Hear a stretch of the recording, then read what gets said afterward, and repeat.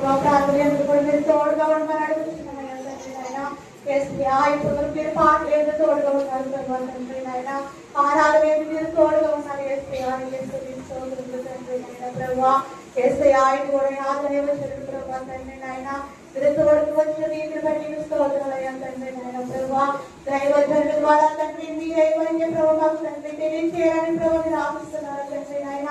కానీ మా వ్యక్తిగత జీవితంలో కానీ ప్రభావ మా ఆత్మీయ జీవితంలో కానీ ప్రభావ తండ్రి నాయన మీరు ఇప్పుడు కోరుతున్న రీతిగా తండ్రి నాయన ప్రభావ మా జీవితాన్ని మేము మార్చుకునే రీతిగా తండ్రి నాయన మీరు మాతో మాట్లాడమని అడుగుతున్నాను ప్రభావ తండ్రి నాయన ప్రభావ. తండ్రి నాయన ప్రభావ మీరు కూడా మాట్లాడుతున్నప్పటికీ ప్రభావ మీరే ఆయనలో ఉండి మాతో మాట్లాడమని అడుగుతున్నాను ప్రభావ తండ్రి నాయన.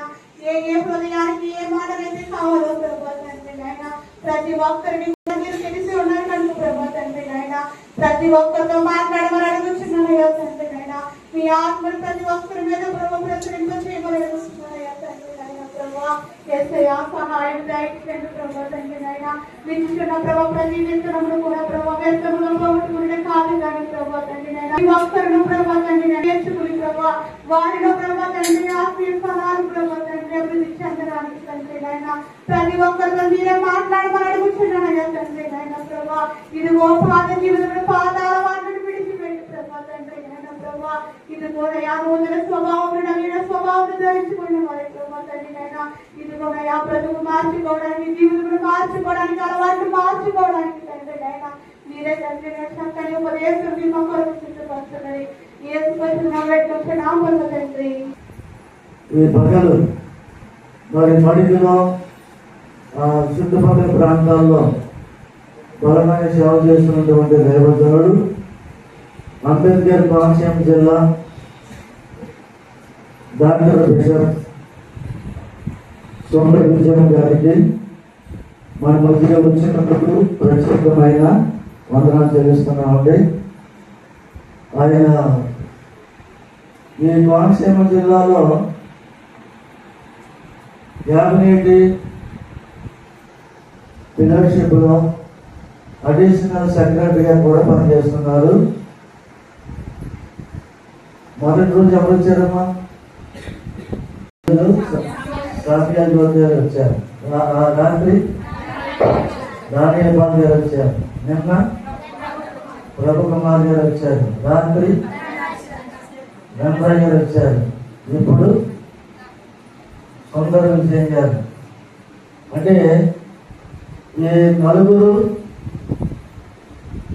దానియల్ తోటి కమిటీలో క్యాబినెట్ కమిటీ మాట్లాడేదాన్ని ఇదే ఫెలోషిప్లో ఉన్నప్పుడు దాక్షారం ఫెలోషిప్లో ప్రెసిడెంట్గా ఉన్నప్పుడు నాకు ఆహ్వానం వచ్చాయి. అమలాపురం రావాలండి క్యాబినెట్ మీటింగ్ జరుగుతుంది. నాతో పాటు ఇంకా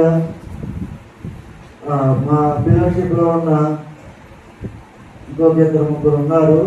కలిసి వెళ్ళేవారు కమిటీతో. అలా 2 సార్లు 3 సార్లు ఆహ్వానించారు, వెళ్ళాం.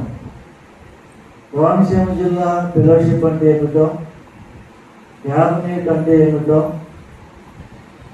అందులో దైవ సేవకులు మాట్లాడే విధానం ఏమిటో అది కూడా చక్కగా దానిపాలయ్య గారు కమిటీతో ఏర్పాటు చేసుకొని చక్కగా అందరికీ కూడా మాట్లాడేవారు. అంటే అక్కడ ఆహ్వానం చేసినప్పుడు ఫెలోషిప్ కమిటీ మాత్రమే ఆహ్వానించేవారు ప్రెసిడెంట్గా. అక్కడ కొన్ని విషయాలు మేము నేర్చుకునేవాళ్ళం. అంటే జిల్లా ఫెలోషిప్ అంటే ఎలా, ఇంతమంది ఉన్నారా అని మాకు అర్థమైంది. ఉమ్మడి ఫెలోషిప్ ఉన్నది మాకు అర్థం కాలేదు. అది ఉదయకాల సమయంలో మరి మంచి దైవజనులు అభిషేకులు ముందుగానే ఏర్పాటు ప్రార్థన ద్వారానే సిద్ధపడతాం. అందుచేత ఆ ఫ్లక్స్ చేసినటువంటి ప్రతి ఒక్కరు కూడా ఈ 5 కూడా క్యాంప్ అనమాట. అంటే మీకు పరిచయం చేయడానికి అనమాట. అంటే ఎవరెవరో కూడా మనకి తెలియదు కాబట్టి పరిచయం చేస్తున్నాం.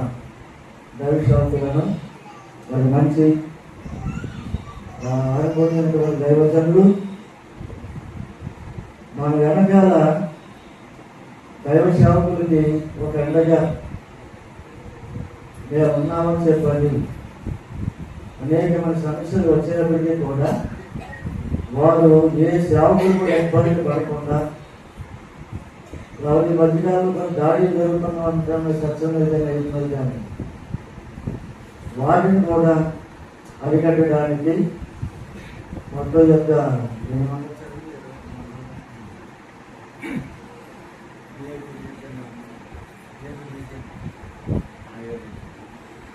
7 రీజియన్లు, అంటే రీజియన్కి 3 మండలాలు, 4 మండలాలు రీజియన్కి, అలాగే 7 రీజియన్లు కమిటీలు. 7 రీజియన్లు కమిటీలో రామసరపురం రీజియన్లో నన్ను కూడా మనకి దైవజనులు అందరూ కలిసి బాధ్యతలు మాకు అప్పచెప్పారు. వైస్ చైర్మన్గా రాత్రి మళ్ళీ చైర్మన్ గారు వస్తారు. ఇలాంటి కమిటీ ఏర్పాటు చేసి ఎక్కడికెక్కడికి కొంచెం బలంగా ఉండాలి, మంచి దినాలని చెప్పి సూచనలు సలహాలు ఇస్తూ మమ్మల్ని వెనకాల నుండి బలపరుస్తూ ఉన్నా ఈ క్యాబినెట్ దైవజనులకి, అలాగే మన మనసుకి ఇప్పుడు వచ్చినటువంటి దైవజనులకి ప్రత్యేకమైన వందనాలు చెల్లిస్తున్నామండి. వాక్యానికి వెళ్ళే ముందు సమయం ఇస్తాను. చిన్న సంస్కారం చేసిన తర్వాత సమయాన్ని ఇస్తాను. చిన్న సన్మానం జరుగుతున్నాను.